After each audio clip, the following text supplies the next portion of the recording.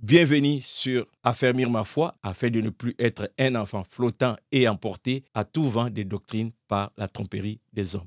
Ici, Jean Dinsil. On termine la petite exhortation sur la lettre de Jude, versets 24 et verset 25 que je lis tout de suite. Or, à celui qui peut vous préserver de toute chute et vous faire paraître devant sa gloire irrépréhensible et dans l'allégresse, Dieu seul, notre Sauveur, par Jésus-Christ, notre Seigneur, soit gloire, majesté, force et puissance, dès avant tous les temps et maintenant et dans tous les siècles. Amen.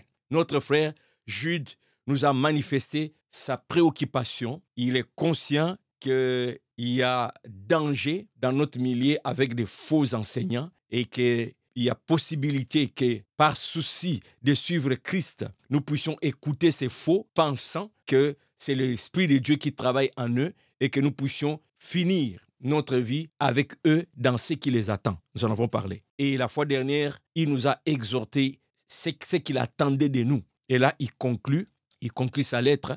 Ce que je sens dans la conclusion, c'est que malgré les turbulences, malgré les faux prophètes, malgré les épreuves que nous pouvons vivre, il croit que Dieu peut nous préserver. Or, à celui qui peut vous préserver de toute chute et vous faire paraître devant sa gloire irrépréhensible et dans l'allégresse.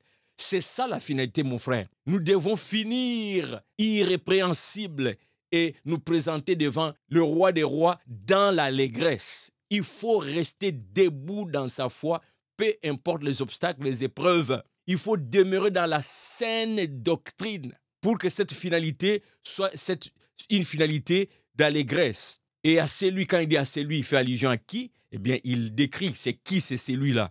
C'est Dieu, notre Sauveur, qui par Jésus-Christ, notre Seigneur, et dit, par Jésus-Christ, notre Seigneur, soit la gloire, la majesté, la force et la puissance, dès avant tous les temps, et maintenant, et dans tous les siècles. C'est que, en nous confiant en Dieu, nous avons l'assurance qu'il a la puissance nécessaire de nous protéger contre les faux. Mais le point ici, c'est que toi et moi, nous devons demeurer dans le Seigneur. Ce n'est pas en sortant, ce n'est pas en désobéissant, ce n'est pas en vivant n'importe comment que le Seigneur va déployer sa puissance. Sa puissance, c'est tant et aussi longtemps que nous demeurons dans sa voie.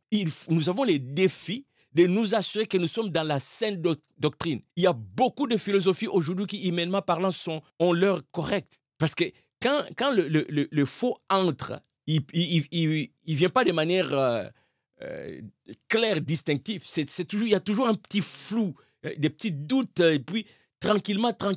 Observez dans nos églises, vous allez voir. Ceux qui ont déjà 20-30 ans dans le Seigneur et qui sont vraiment assidus dans la parole de Dieu, commentez là. Je pense que vous avez déjà vu qu'est-ce qui se passe. 30 ans après, 20 ans après, il y a des choses que avant était clair qu'un enfant de Dieu ne mettrait pas son pied là-bas. Aujourd'hui, ça devient des pratiques. C'est accepté dans certaines églises. Ça se voit là. Plein. Je parlais avec un frère une fois. Je dis, moi aussi, j'étais jeune. Lorsque je me suis converti à l'âge de 17 ans, là, j'étais jeune. On avait aussi la vague de la jeunesse des choses pas correctes là, qui attirait tous les jeunes. Je me rappelle à l'époque, on nous disait, jeune homme, livre ton cœur à tout ce que tu veux. Fais tout ce que ton cœur te pousse de faire. Par contre, garde tout à l'esprit que Dieu t'appellera en jugement. Nous avons vécu aussi notre vague d'influence, de mauvaises influences. Mais nous sommes accrochés à la parole de Dieu pour traverser la jeunesse. Aujourd'hui, on voit des choses dans l'église, chez les jeunes. Tu regardes les jeunes païens, les jeunes chrétiens, il n'y a aucune différence. Et les pasteurs se disent non, laissez-leur vivre leur jeunesse. Mais j'ai béni le Seigneur, il y a quelques jours, je suis tombé sur une vidéo d'une sœur qui est dans la vingtaine. Cette sœur dit, je ne comprends pas là, je ne comprends pas. Lorsque je me suis converti, à l'âge de 17 ans, elle aussi, voici ce qu'on nous disait.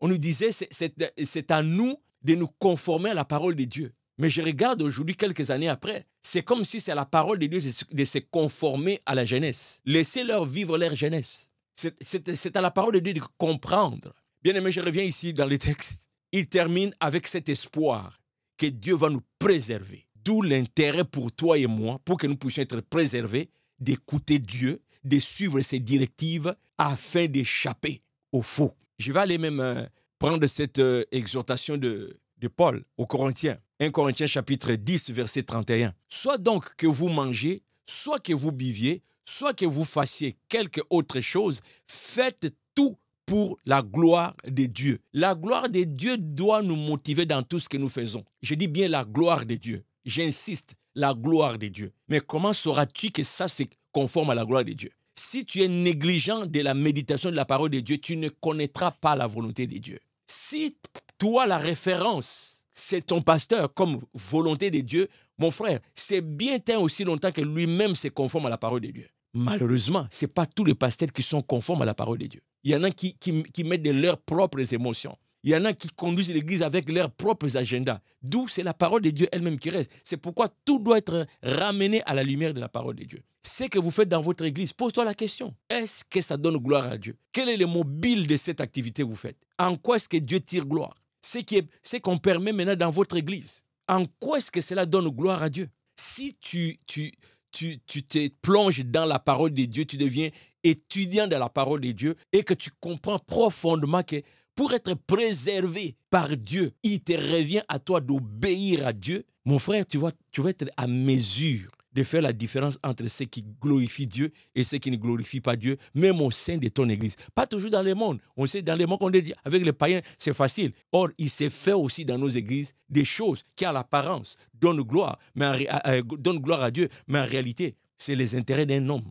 Les disciples de Jésus-Christ sont au service d'un homme. Tu ne les sauras pas si tu n'es pas un étudiant de la parole de Dieu. Viens régulièrement sur Affermir ma foi. Tu apprendras. Mon souci, c'est que tu deviennes comme moi, étudiant de la parole de Dieu. Parce que moi, Jésus-Christ est mon Seigneur et mon Sauveur. Je suis son disciple. Je veux entendre sa voix. Et si c'est le cas avec toi, tu vas aimer affermir ma foi. Il n'y a pas d'autre objectif. C'est ça. Je vais terminer avec cette parole du Seigneur dans Jean chapitre 8, verset 31 au verset 32.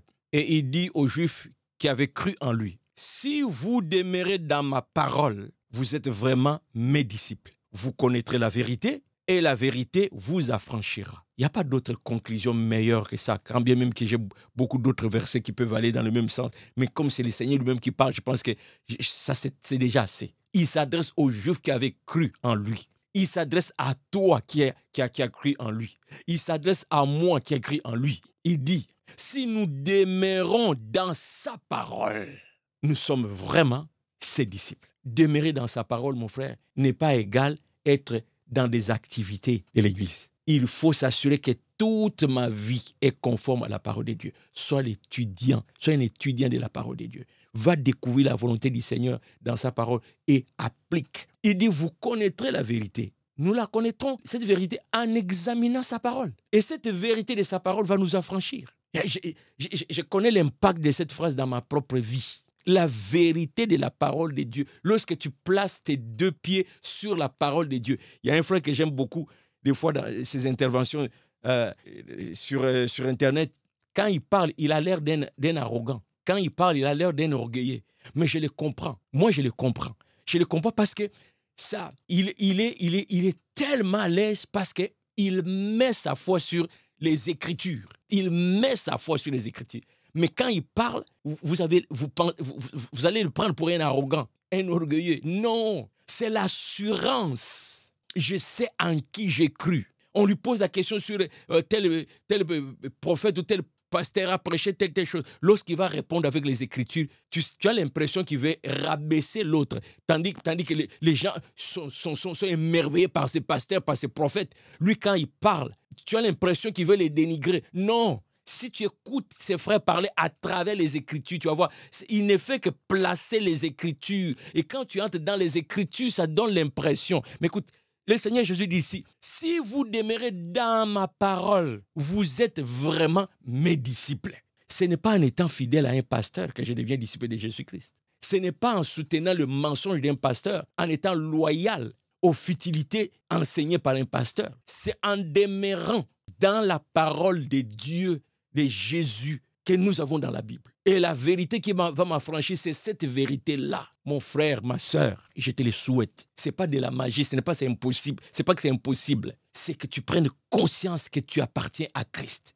C'est que tu prennes conscience que ta vie spirituelle, ce n'est pas juste une activité sur la terre. Mon frère, c'est l'éternité. L'éternité. L'éternité, est-ce que tu comprends l'éternité? Quand quelqu'un meurt, on dit que son âme repose en paix. Il n'y a pas de paix si toi-même tu ne fais pas la paix avec Christ. La paix de ton éternité dépend de comment tu demeures dans sa parole. Tu peux comprendre que Jude a écrit une lettre qui peut se tenir sur une seule page qu'on a annexée dans la Bible, qu'on a pris lorsqu'on a fait les canons, tout ça. Ça a été, c'est une feuille là, une feuille. C'est comme si c'était juste une feuille, une page qu'on a mis dans la Bible à cause du contenu. Et quel contenu?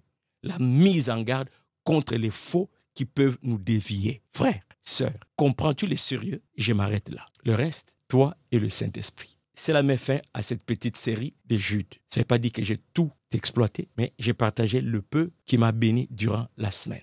Tu peux continuer toi-même et le Saint-Esprit va encore te parler plus.